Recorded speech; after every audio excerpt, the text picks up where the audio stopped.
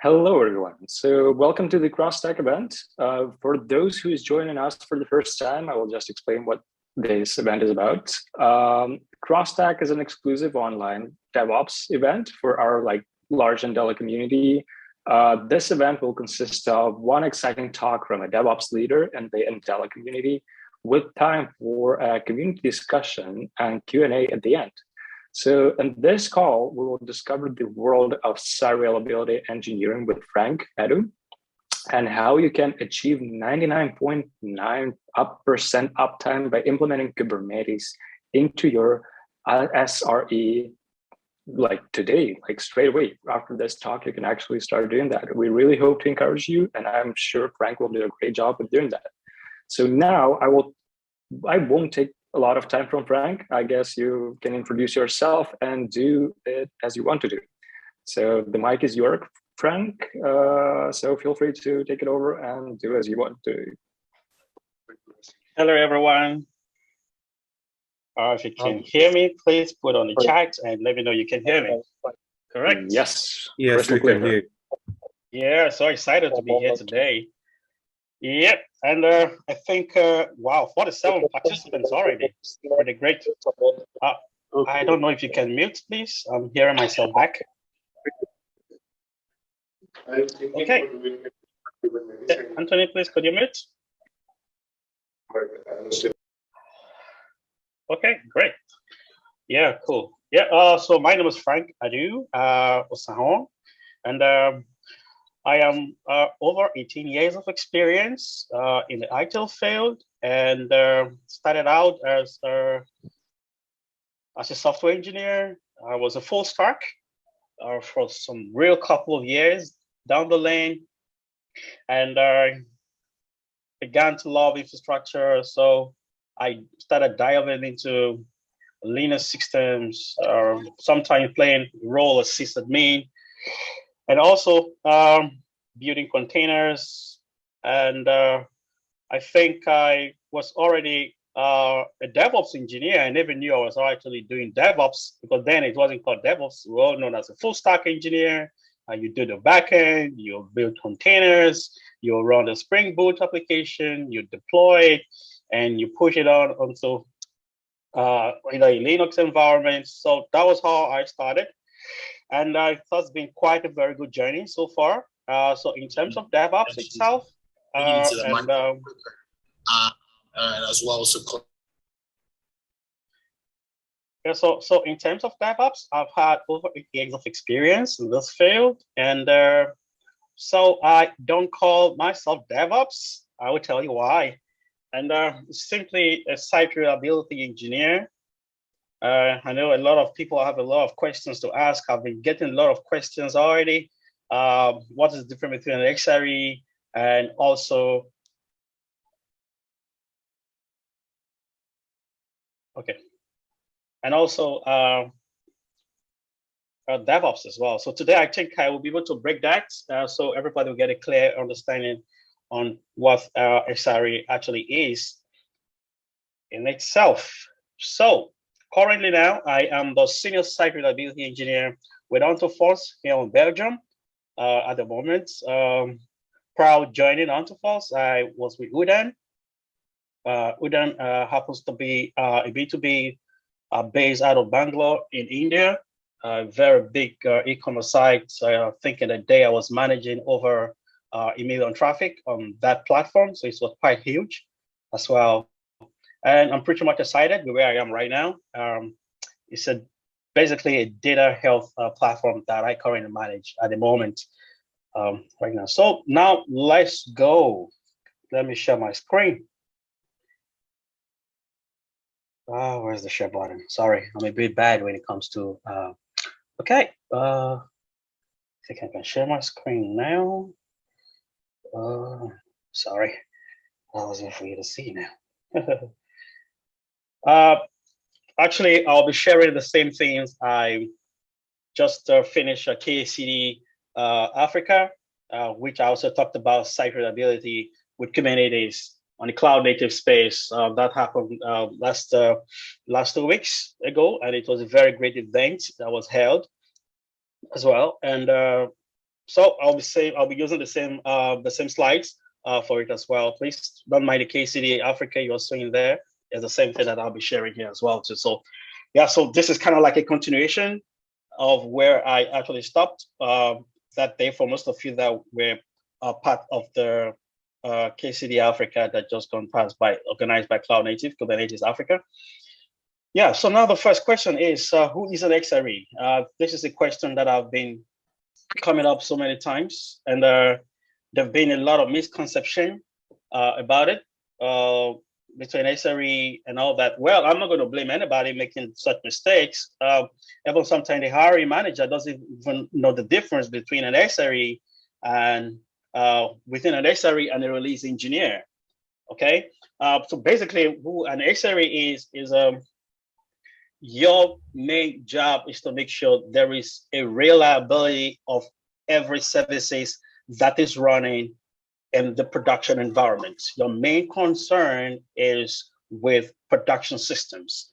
And also you bring in a lot of performance into the entire requirements.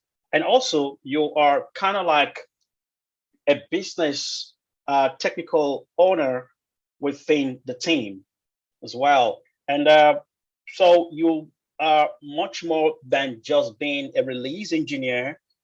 It transcends beyond that. So I usually say it happens to be the extension of what is popularly being called as DevOps engineer, the extension of DevOps itself. So now you go further in actually doing the practices as well. So the whole essence is to make sure you maximize the level of reliability. So today I'll be touching on some very key areas that is very crucial for you to practice or to be effective as an XRE, although you might have been doing it, but you never knew you were actually doing XRE on the job.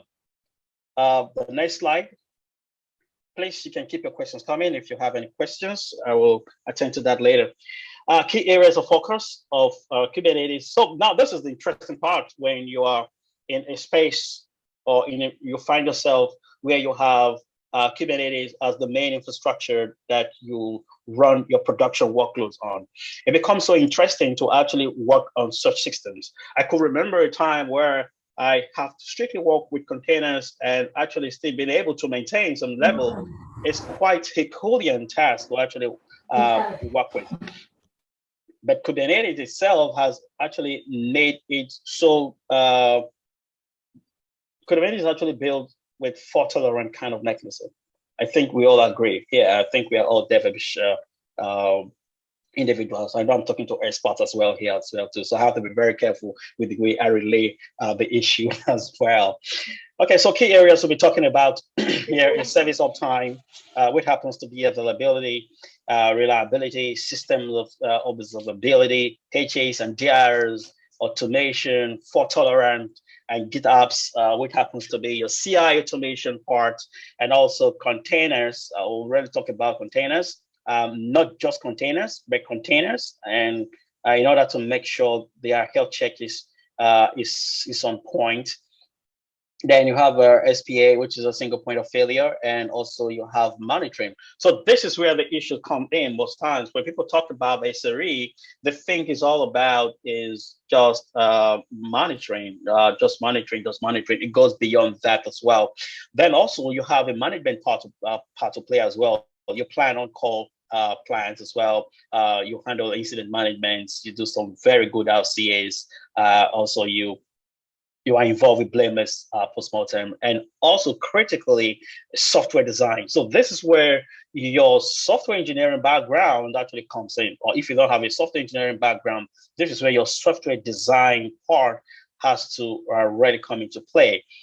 So what this means is that at the very beginning of before production, when the build is about to start, when the discussion around a new iteration is coming up, you must be there. You must be there. For the software design architecture, you will get to know why you need to be there as time goes on. I will explain to you here when I start talking about service meshing as well. So these are the core areas that you have to look at for in a Kubernetes environment, working in SRE as an SRE or as a DevOps engineer. Some companies will hire you as a DevOps engineer, but they expect you to have or to perform some level of system observability and also some level of reliability with some of the applications running in productions. And now let's go to the next one. I have to be faster because I have a lot of slides here. And also, there is nothing as much fun and challenging working as an SRE in a Kubernetes environment. It's so much fun at the same time. It's also very challenging. Sometimes you run into some issues that you don't have an idea what could be the problem at that time. You know, you have to extend the functionality of Kubernetes itself. So that is where your CRDs comes in, your operators have to come in as well. You know, you have to go beyond the basics. You have to go beyond the stage at which Kubernetes can actually survive itself. You have to extend its functionality. So there your CRDs comes in that you have to start writing yourself. So that becomes handy if you are very Golang or you can write. So this is my advice. Just very little advice I have for you. If you can start practicing some level of Golang programming language, it will help you a lot. Sometimes you can be in an environment, you have to write your own custom resource definition. So with the ability of you being able to do some Golang stuff, it will go a long way to really make you help to really achieve that. I could give a very good scenario.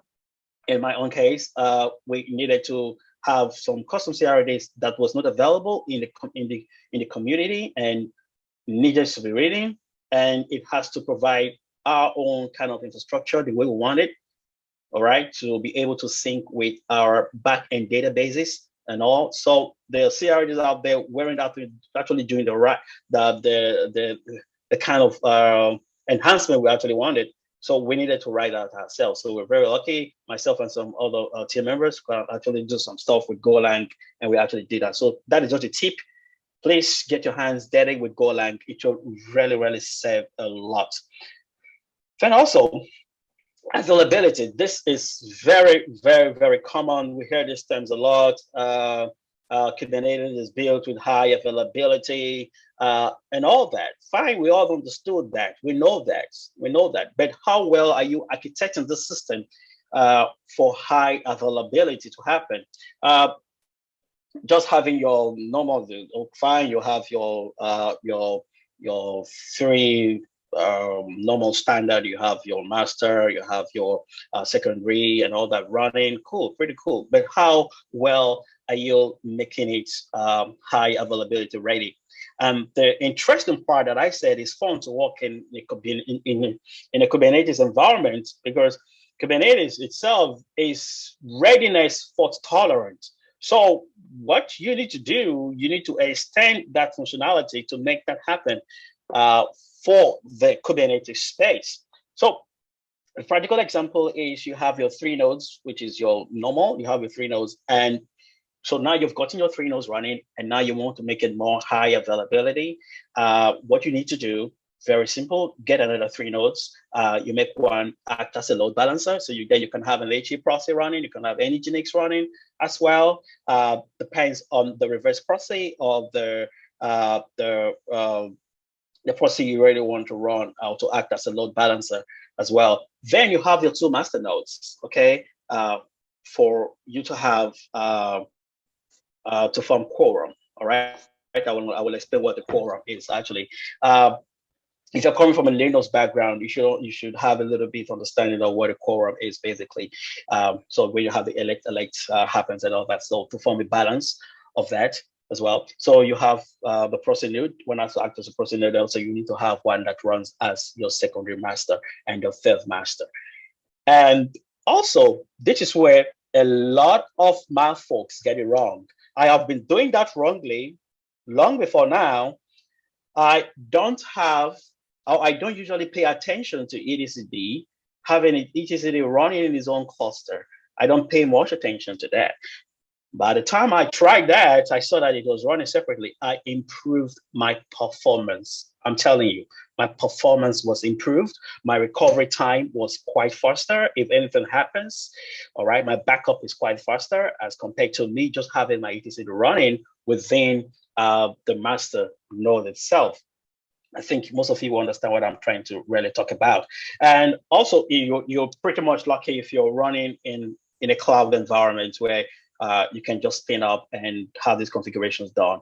But if you're running in a bare metal, sorry, that happens to me a lot. Most of the environments I work in, the majorly bare metal infrastructure that I really run in most of the time. So how do I deal with this if it happens? I know the question is going to come up. How do I deal with the bare metal situations if I really need to have this high availability? So this is where cost comes in as well. So we always make sure this is part of the capacity planning that is coming. Make sure you iterate that, you emphasize that, and high availability is not cheap. It comes in with cost. Make the organization know, or whoever you are trying to sell this to, let them understand that. So what it means is that you're going to get extra nodes to run. Automatically, we're having like 6 running, and I've had instances whereby bare metal, running a bare metal, we can have up to like 12 machines running, 13 machines, 14 machines out of the running. Fine, they have the capacity to really do that, to expand on. So now when you have this running, what you need to do, deploy the load balancer configured to pass through traffic. All right, I use HA proxy. I really enjoy using HA proxy to actually run on as well. Find the reason why I use HA proxy, because the community is strong, and also they do a lot of extended functionality that I really want to do, like rate limiting, API monitoring, and all that. I can actually do that as well from the go. So this is a diagram, very simple diagram. We have the LB. You'll have the other extended secondary master, and also the proxy node all being here. So please don't forget, put that in the back of your mind. It is very important to have your etcd running separately in a different cluster. This is going to improve your performance. Okay. And also the next one on reliability. This is where I could talk on reliability for the next 2 days, and I will still not be able to exhaust it. So I have to make sure I was able to compress it as much as possible to make it quite smaller, so that I can capture a little bit overview. All right. I think maybe next time I will talk more on reliability a lot extensively. So now, in terms of resources, I've been in an environment whereby the team was always concerned about just about the CPU resources, the RAM, and the implementation was wrong. Actually, the implementation was pretty wrong, and with the way Kubernetes is actually is, it is already making you reliability aware in the sense that you have tools, you have some algorithm that you can actually have that does your vertical scaling for you. A practical example happened when I was with the e-commerce company. Fridays, Saturdays are very heavy traffic days. This is real life scenario. Heavy traffic days, you are hitting over close to, this is India for Christ's sake. So you're hitting over 800,000 hits in doing sales promo and all that. So how will you be able to handle such requests coming in? And we have a lot of clusters that were running in production. So there was no time to be scared, or to the entire team. We're very ready to take on. But when it happens, we discovered that we're actually throttling. And so during the design session, so I talked about system design, that as an SRE, you have to be part of system design. So you can actually get your input in as well as it's being built. SRE doesn't come after the system is built. SRE comes at the very beginning of the entire process. that you should always remember that. You should always be part of every design session, architectural discussion going on. You need to be there. So now this was a critical example that we had. So vertical scaling is basically looking on how to increase your memory, your CPU resources. So at what level should your algorithm kick in? Some school of thought believe that 75 or 80% is good, but to me, I will tell you it's pretty wrong. From experience, 60% should be the best time to actually kick in your vertical scaling as well. So this was the problem. There was already autoport scalers that were already running, so we could already take that. So autoport scalers couldn't really take it anymore. Autoport scalers will definitely scale within the same clusters and the same nodes, but the nodes are not increasing. So what's going to happen? Definitely, you're going to be threatened. You're going to be having issues. So what we then implemented, did real life scenarios, was actually did vertical scaling and also allowing the node to grow in size. I'm trying to use the literal terms now, allowing the node to grow in size as the traffic is coming in. So the algorithm was reading to go past, once it's 60%, we should have ×2 of the existing cluster to actually come in. So the whole essence is to make sure we have reliability of the services that we're running, have reliability of the services that we're running in production. So if we're having 2 million hits, we don't need to worry. The auto scalers, the vertical scaling is really going to handle that, and the clusters are going to grow hugely, and we're able to curtail that traffic. If you can remember way back, some e-commerce sites, when you try to visit on a particular time, it is very slow or it's inaccessible. You'll struggle to even get your to check out. So this was the problem. This was the problem. This was not factored in during design as well. But if they then get it right, they should be able to scale it from. And also a very critical part as well is query performance of the database as well. Query performance. How are you handling your caching? I think most of us here have really been involved with caching mechanism that we actually do with our databases system that we as DevOps engineer find ourselves in this particular area. There's a caching system as well within the backend layer. So when you do this at the backend layer, what happens between the backend layer and your API layer actually determines the latency of your API calls. So this is going to improve your API call as well. So they're all part of your reliability system. I could talk about this for the next, like I said, for a couple of days, and still will not still be exhausted. I'll be available for questions after this some other time. You can private chat me or whatsoever. I can give a lead on this as well. Yeah. So observability. Yeah. Okay, thank you for your observation. And we are on observability already. Great. Okay, so now observability. This is another topic that is a self-topic on its own. Now we have observability engineers is coming up right now. I think there are shortfall of talents within this space as well. Observability engineers, basically what they do is actually checking out for backend services and also build some very good dashboard for the backend services. So now observability, this is the interesting part when I said you're working with Kubernetes. Kubernetes is already ready for you to provide 99.9, even 100%. That is not possible to have 100%, but it is possible to have 100%. So now when you have your observability in check, some of the great tools you can actually work with, fantastic tool that you can always work with, you have to think about your service mesh as well. Service mesh have to come in. You don't have to leave this for the developers to do.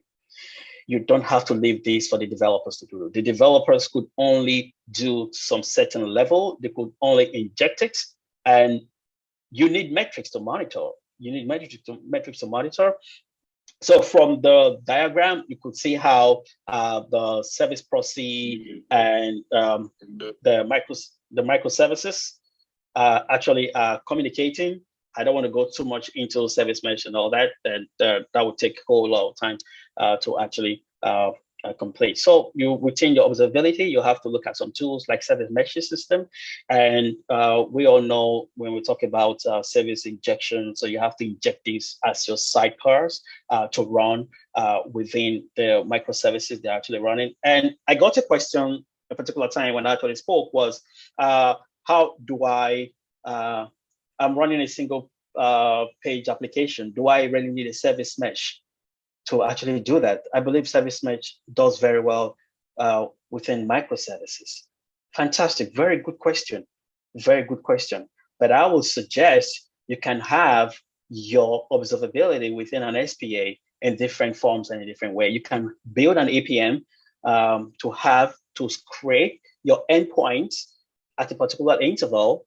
Basically, the best time to have your interval is per 2 seconds to scrape, and also to report back the HTTP call that is currently being in production. I will explain, that is quite detailed. And also, you could also need to have your distributed tracing. All this you can have within the cloud native space.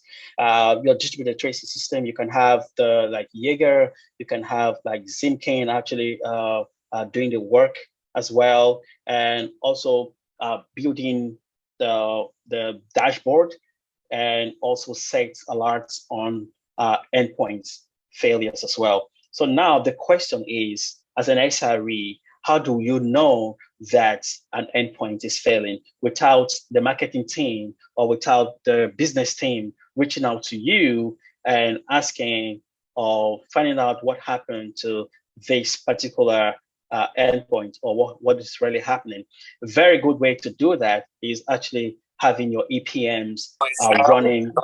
Document the App Store and have your APMs running in production. All right, you set your alerts on the endpoints as well. So before the failures happen, you have already escalated these to the team to find solutions on as well. So like I said here, creating internal backend alerts on connection failures to databases, which is most of the time the culprits that you can have some internal server error that is happening. And I believe within the team, a lot of us have heard about Konica errors, Konica logs and all that. And so this is where this comes in as well. You have to be able to build some level of instrumentation into that application. You have to do that yourself. Then also all the systems of truth running in services. A very good example was when I was with one of the telecom giants in Africa, and we needed to monitor the source of truth. Their system is quite different from your normal data backend systems that you have. They are pretty much legacy. And how do you collect logs from such system, and also to alert on those systems as well that there is a failure that is happening? So some of the tools, you could have Logly running because it's an enterprise environment. So you could do Logly that is owned by one of the enterprise companies. I don't want to call name. And also with some of very good open source tools like FluentD, which has done very good well in terms of observability. This is what happens. The developers deploy their FluentD and they stop there. So as an SRE or a DevOps engineer in a team that is expected of you to have observability, you need to build some level of log metrics, dashboarding system, and alerting system as well. So that is one of the core areas that makes you an observability expert or an SRE within the team, to ensure there is availability of uptime as much as possible. So this is a very simple spec within the Kubernetes space. We have the name, the query, and also the image, and also the limit of the CPU. This is just a fraction of how the is being deployed. And also in terms of fault tolerance, I think one of the key areas I will talk about fault tolerance is bringing in two systems. One runs within the pipeline. The one that runs in the pipeline is actually being able to make an API call from your pipeline, being able to make an API call from your pipeline, that is done with some level of automation. So once the API call is successful, it pushes to sandbox or staging area to make sure, or to production directly. Depends on the system, either you are doing a continuous delivery or continuous deployment, depends on which one you're actually running on. So you can have a sandbox area mirroring the production environment. So it's always advisable to have a sandbox area where you are actually mirroring, if you want to have these methods, chaos methods, and also have the API run within your pipeline to be able to make an API call within your pipeline. So you use your normal, you have a lot of API tools. You have a Postman, so you can have your Postman run within your pipeline. You can actually use Python to actually write that to run within your pipeline to make an API call to that service. If that service runs and everything runs successfully, it passes onto the, is a new way of actually doing some testing within the pipeline as well. I have already set that up for an automated QA team, and they actually love it as well too. And also in terms of chaos methods, chaos engineering has come to stay in terms of in the space of SRE today. Chaos methods, you could use different forms to have your chaos method on. Within the Kubernetes space, you have the Kubench, you have the, so a lot of the Kubench is a lot of folks use Kubench to actually make this happen, to do your testing, to make sure the service is resilient. So this happens, this progresses all the way from you implementing service mesh within your system. So if your service mesh is implemented within your system, you can have a fault-tolerant test to make sure before you go into production, you are already ready and certain that you are 100% ready into production. So sometimes chaos engineering or chaos method is being overlooked, but please, it is one of the best practices as an SRE, one of your tool that needs to be with you to make sure you have or you deliver a reliable software in production. Then also how to avoid service degradation. How to avoid service degradation. This is this happens a lot when you have like close to 100 to 120 microservices running. They're all running as your pods, running as services in the production environment, and they are service meshing. Different strategies being put in, methods being put in, several retries. How many retry should a service be tried before it is being degraded? So all these need to be factored into before you go into production. So when I talked about management, you have a lot to do in as much as you are more of a technical person within the team. You are also managing the entire process to make sure you have a reliable software in production running. Automation. This is a critical part you cannot do away with as an SRE. The whole essence of automation is to make sure that you are able to recover as much as possible from your service. If failures happen, how will you be able to recover back almost immediately? How will you do that? How will you do that? Code compliance, which happens to be either you're using linters to actually, or you have some other code quality gates that you're using, can be Sonar Cloud or Sonar Cube that you're actually using, or whichever other tools you're actually using to make sure you have code compliance and infrastructure as code as much as possible, which is always being emphasized. As an SRE, it is not the best practice for you to do anything from a GUI. It is not going to do you any good. No, if anything happens to that infrastructure, how will you get your service uptime back almost immediately? Almost immediately. So when you have infrastructure as code, let's say you're using Terraform to actually make this happen, they are all stored in your source code management repository as well. And the whole essence is to make sure you have control over over failovers as much as possible. So another way to get back as quick as possible is automating repetitive tasks.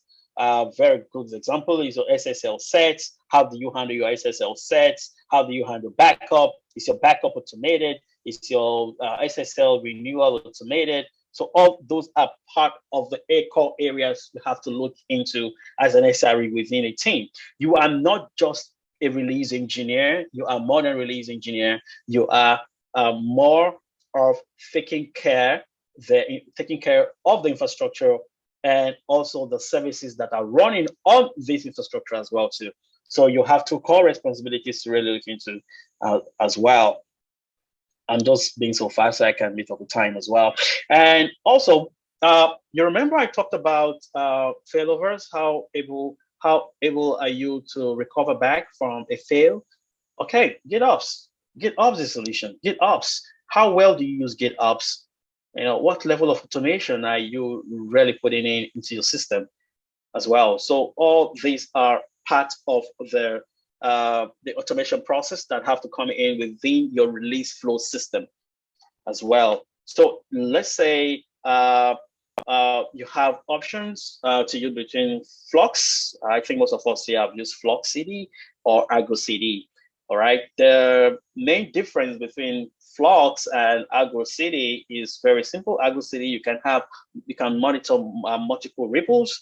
You can do multiple repos within it.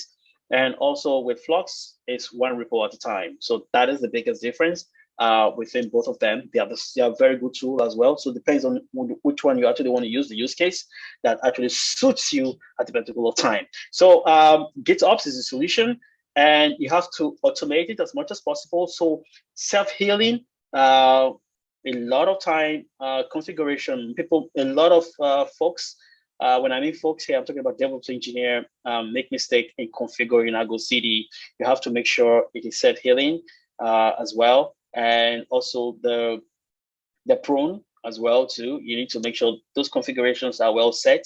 And as much as possible, make sure they run as the YAML in your pod, infrastructure as code as much as possible. You can only fall back to your GUI when you just want to have a visualization, but it's very important to maintain your Argo CD or your Flux CD in a YAML format as well. So you have to make sure it's being deployed as a pod. Now, container health check.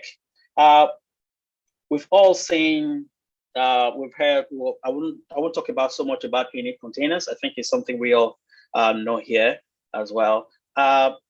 So when we talked about regular containers are lifecycle, the liveness probe, the readiness probe, or the startup probe, which is very common.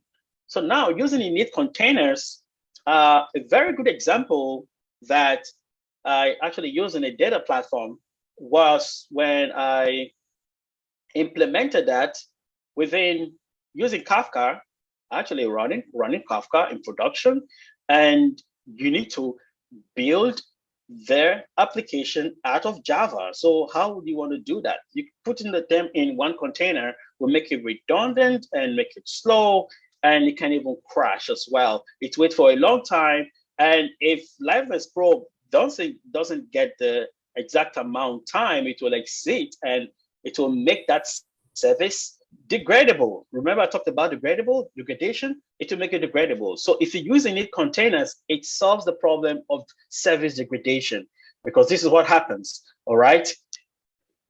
Your setup scripts are all reading in the init containers. So they run side by side. So they run as sidecars within your containers themselves.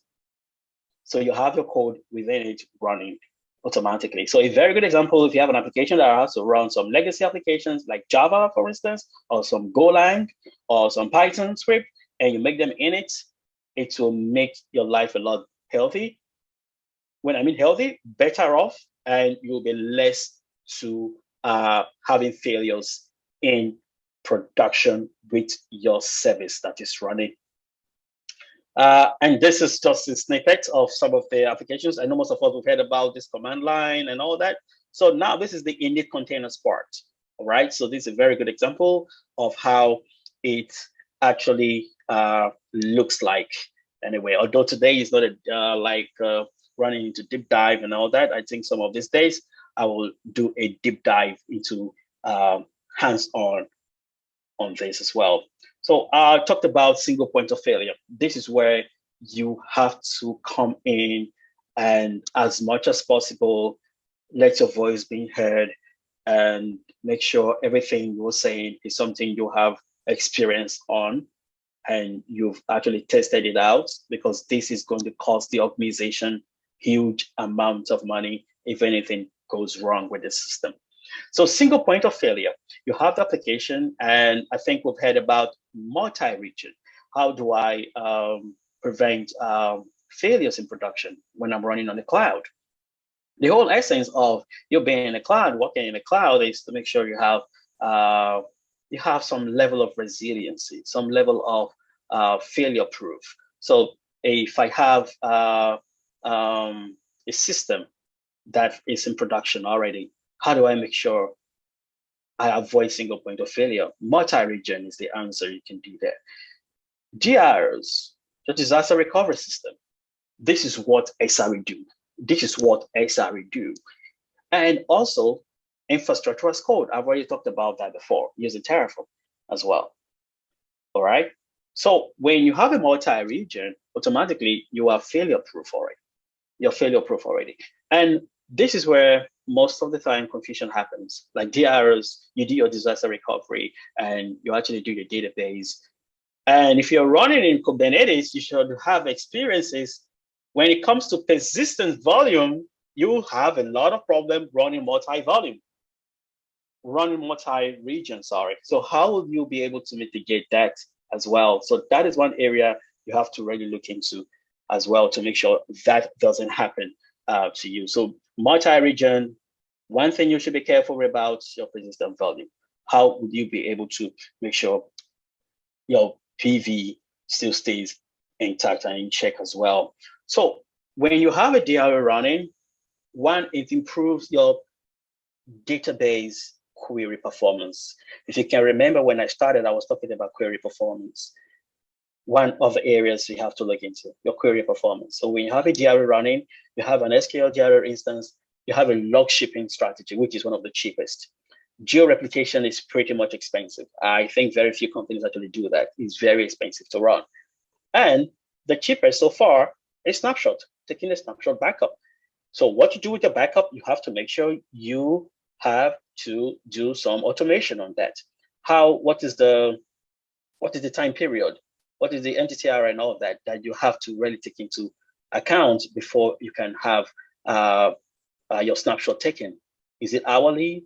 Is it daily? So those on the cloud platform is free to have it run daily. But if you want to implement that to run periodically within 2 hours or 1 hour period, that comes with a cost as well in the cloud space. So this is a practical example. I could share this slide if you really want it to actually implement with it as well. So this avoiding single point of failure and also enhance your query performance as well too. So monitoring, what should you monitor? What should you monitor? We've heard about SLOs, SLIs. How do I get an SLO running? This was a typical, oh, sorry, I'm checking time. This was a typical use case scenario. I got into an environment, no SLO, no SLIs. You have to build one. That is why you are there. That is why you are gotten for the job. So how would you be able to do that? I think, I don't know if another session can be taken strictly for SLO and SLIs. I will be glad to really jump on to explain and to build an SLO dashboard. This was an SLO dashboard that I built single-handedly from the scratch to actually monitor production systems where you have the latency, you have the throughput, you have the error budget. The error budget is another area, topic of discussion, very lengthy, and also availability of the service as well. what happens here, luckily and good enough, we got 100% for that. After going through the entire processes that I've just talked about, now we are able to hit 100% for that. So SLO, and what should you alert on? Don't make the mistake of alerting. This is the wrong way to monitor when you don't have to bother yourself monitoring about CPU, RAM. Very wrong to do that. Very wrong to do that. You should be more concerned about the application, the services. Those are the areas you need to monitor as well. That is what business wants to see. Because when it talked about the CPU and RAM, automatically you already have your vertical scaling that is already being taken care of as well. So you have to monitor areas of business critical needs that you really need to look into. So here you have to monitor, you have to build an APM as well. And also what should you alert on, like what I've just mentioned right now. And how important is SLO? How important is SLO to business? Business wants to know how many seconds it took for a checkout to be done. Business wants to know how long it took for Mr. Brian to complete his fulfillment journey. The developer doesn't know that. It is you that can present that to the team. So you are very critical to business, very critical to business. On daily basis, I talk to C-level managers, and it's so interesting that your dashboard is being watched by the CEO or the CTO of the company on daily basis. So it's quite exciting and very, very interesting journey to be in this field. Yeah, thank you. So I think I can take questions now, please. Hello? Am I still ahead? All right. Thank you, Frank. That was truly awesome. I really enjoyed your talk. I appreciate you. And this was amazing. So yeah, now we have time for questions. We already have one question from Bilal. Does circuit breakers fall in fault-tolerant mechanisms? All right. I think, okay. Circuit breakers are very, very good fault-tolerant mechanism, but the problem with circuit breakers, it causes some level of service degradation. So if you are new to it, you make sure you specify the seconds it takes for that service not to be available. So that is one area you have to look into as well. So circuit breakers is a sure way. And the e-commerce space that I was in then, circuit breakers was the way to go.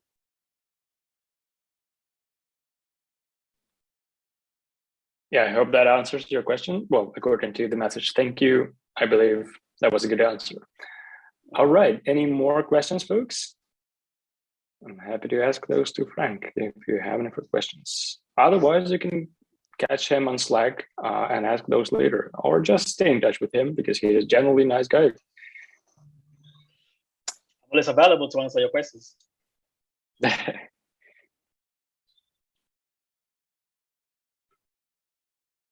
Well, if we won't have any questions, we actually, yeah, we have a couple of questions. Nice. Yeah, I think I have a question. Was it MTN?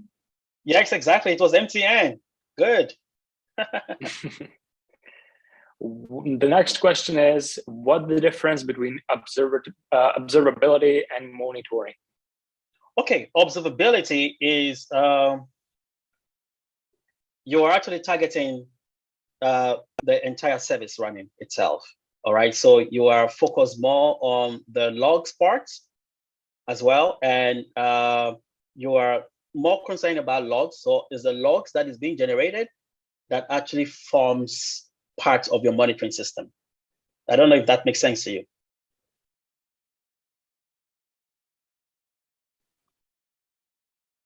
Does that make sense to you, Onel?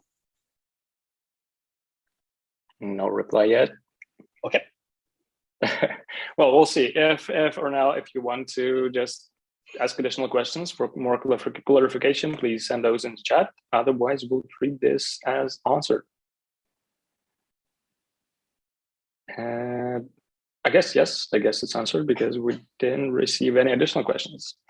Okay. All right, folks. Any more questions? Because we still have 5 more minutes until the call ends. So feel free to ask if you have any.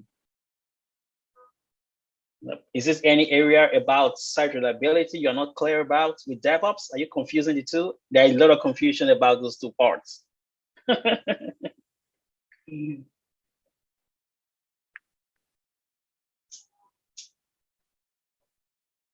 All right. Well, according to the silence in the chat, I guess Frank did an amazing job making it very understandable and clear. So let's read it this way. Otherwise, you can find him, you can find me, and I will send, actually, no, we have one more question. Okay. Are there specific tools for observability or same tools used for monitoring are readily useful? Okay, observability tool that you have to work with. Service Mesh is one of your go-to to work with. Service Mesh is one of the biggest tools to work with because you are actually making sense of logs and you're actually targeting logs. So Service Mesh is one of your tools. And you also have your Fluentd, which aggregates logs for you as well. Then also for monitoring, you have a lot of enterprise monitoring. Datadog isn't cheap. New Relic is not cheap. I think to help your company more and to be more valuable, you will look into building some most of these tools yourself with Prometheus and Grafana, which happens to be very popular. In my years of career, most of the jobs that I've been working on is either using Prometheus and Grafana to actually make that happen. Most companies will tell you the reason why they are really hiring you is to make sure you use the open source tools as effective as much as possible to save costs for the company as well. So Datadog is good, but it's expensive. So most companies can already take that on. Fantastic. Well, we're actually very close to ending our call. So yeah, we get a lot of thank you messages to Frank, which is awesome. We have time for, I guess, one more question. If you don't have any more questions, I'm happy to finalize our call. Yeah, so far I don't see any activity in the chat. So yeah, thank you once again, Frank. That was truly amazing. I really appreciate your time, and this was truly awesome. Thank you once again. And thank you everyone who joined. That was really awesome to see a lot of people on the call, really active chat, people ask questions. That's always awesome to see. So yes, I will share the recording of this event tomorrow because we need some time to process the Zoom recording. And after that, I'll share it in the chat on Slack and on our YouTube channel as well. So make sure to give some likes us as well there. And yeah, let's stay in touch. Have an amazing day and see you soon on our next DevOps events. See ya. Thanks, guys. See you. Feel free to drop at any point when you're ready. Bye.